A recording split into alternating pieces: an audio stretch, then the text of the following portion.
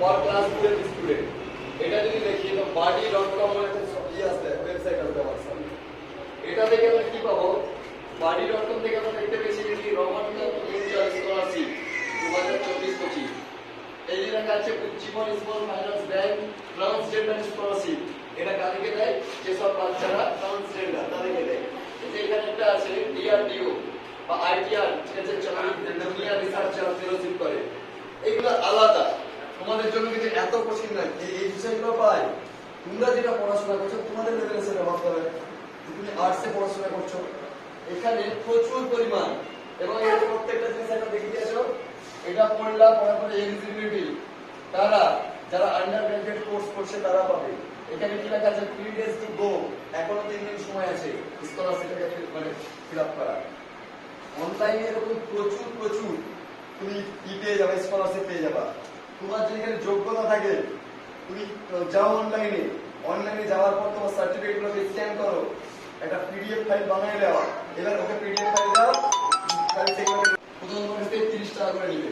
এই স্কলারশিপটা fill up করে তুমি একটা জিনিস পেয়ে যাবে, গ্যারান্টি 10টা ফিল আপ করলে অন্তত 6টা পাবে। হ্যাঁ, অনেকেই পাচ্ছে, কারণ কি একটু মানে পড়াশোনাটাকে লেভেলে ভাবতে হবে না।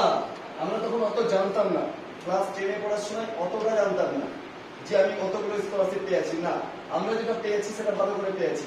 সেদিন বললাম আলিয়া ইউনিভার্সিটি থেকে সার্টিফিকেট পেয়েছি, আলিয়া ইউনিভার্সিটি সার্টিফিকেট আজকে আমার করা ছিল, আজকে আমি কালকে দেখাবো যে আলিয়া থেকে। তোমাদেরকে একটা কথা বলছি, আলিয়া থেকে যদি করতে চাও, আলিয়া ইউনিভার্সিটি ওয়েবসাইট খোলো, দেখো প্রত্যেকটা ইউনিভার্সিটি কিছু না কিছু কোর্স করায়। তুমি নগর কলেজে পড়ছো বা নবগ্রাম, ফ্যাক্টর এটা নয়, ফ্যাক্টর হচ্ছে ইউনিভার্সিটি কোন ইউনিভার্সিটি পড়ছো। নর্থ বেঙ্গল, তোমরা নর্থ বেঙ্গল তো এগুলা করায়, সেগুলো নাম বল। তোমাদের যদি পেয়ে যায়, এই যে university admission is going on 100% job oriented, এটা কর্মসংস্থান পেপারও দিয়েছিল। এখানে কি দিয়েছে?